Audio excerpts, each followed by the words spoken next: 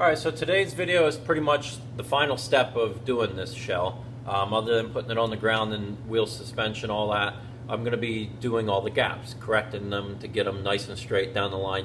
I'll do before shots here of these gaps. I'm going to be doing basically 6 lines. Front of the door, back of the door, both sides of the trunk lid.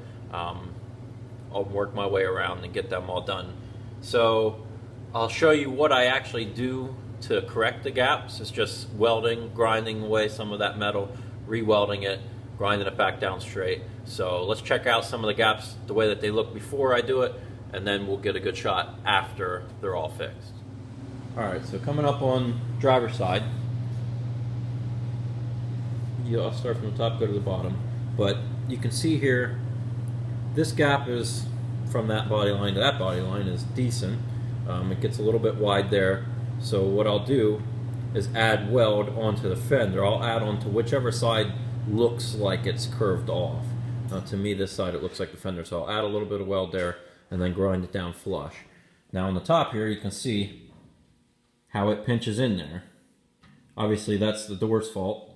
A door shouldn't be at a sharp angle there and then shoot back. The fender is more of a nicer swoop.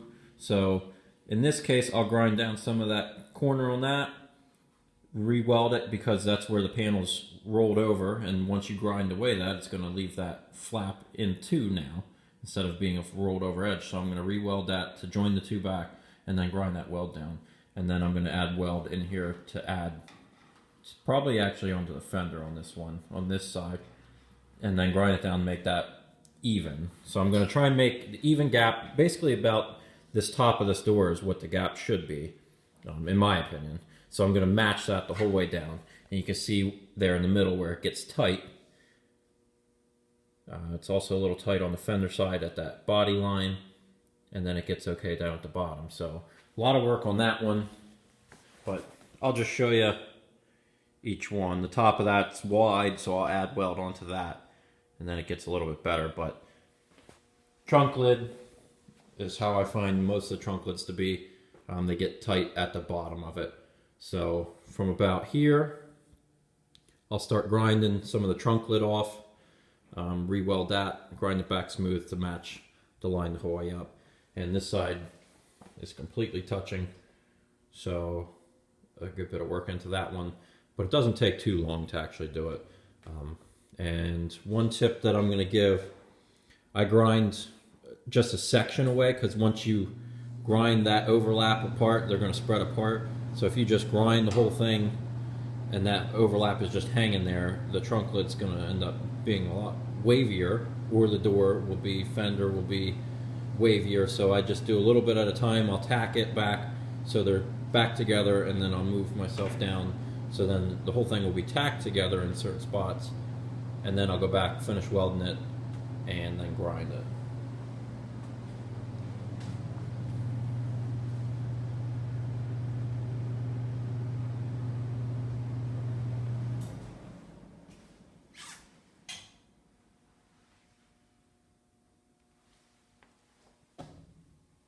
You can see the top of that gap is huge. So that's what I'll be doing today, fixing all these gaps. So this is just to show the gist of how I'm doing this and how I'm building up a weld. If you've seen from the video here just shortly before this, you could have seen how, you would see how tight it was through there. Now this is in the process here, but I ground away little by little, and I added a tack, which you can see throughout this whole span here, to build that back up, to weld those two pinches together. So I got to tack the whole way down this, which you don't want to do all at once. That's why I have the air hose here. I'll spread out a couple tacks at a time, cool it off, and then go back, tack a couple at a time, cool it off, because it doesn't take much to warp that metal, especially over a span like that.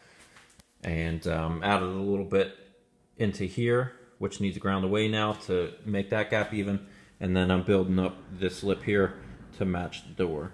So just tacking a little at a time, cool it off, tack it, build it up, and then grind it down. And I'll show you this one once I'm done with it here in a second. So this is what I'm looking for in the end. Just a nice even gap the whole way, top to bottom. You can see all the areas that are ground down that I've worked on to get it to where it needs to be, but it's nice and even the whole way up. You can remember how big the gap was here at the top. Now that's even the whole way through the curve and matches the whole way down the side. So that's what I'm doing to all of them. I got all the doors done at the moment, which I'll go in the end and show you, but you can see how nice even they are. Alright, so I got all the doors done, which I'll show you here in the end, all the gaps. But I'm moving on to the trunk lid. I got to do both sides of the trunk lid. If you remember in the video that side was touching, this side gets close. So I just did a little bit of a guideline with a line of tape of what I need to trim off of it yet. So I'll just trim that trunk lid up to that edge of that green tape, go back, tack along, keep tacking, cool it off until that's built up, and then I'll grind it down flush, and then that's the line that I'll be getting in the end, so it'll be nice and even the whole way down, just like that tape line. Just going to be doing the same thing over here.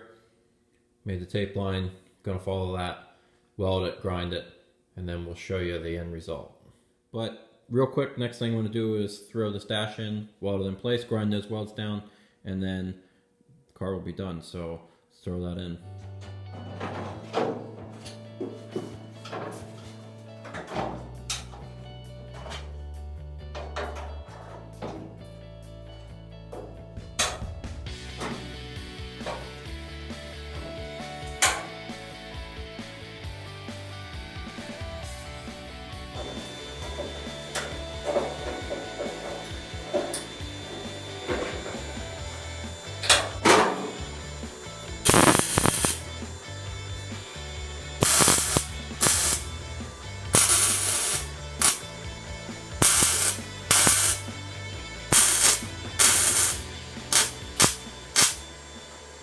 Dash is all welded in.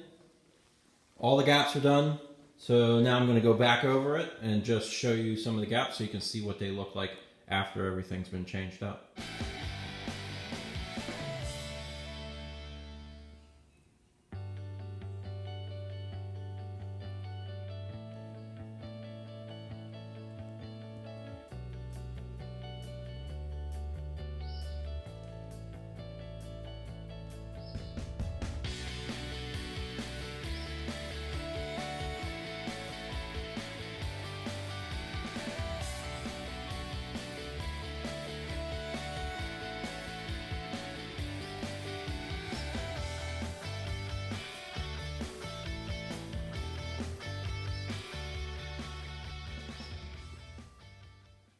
There it is, all the gaps are done, dash is in, everything's lined up. I got all the latches, trunk, hood, doors, everything closes like it should and lines up in the end.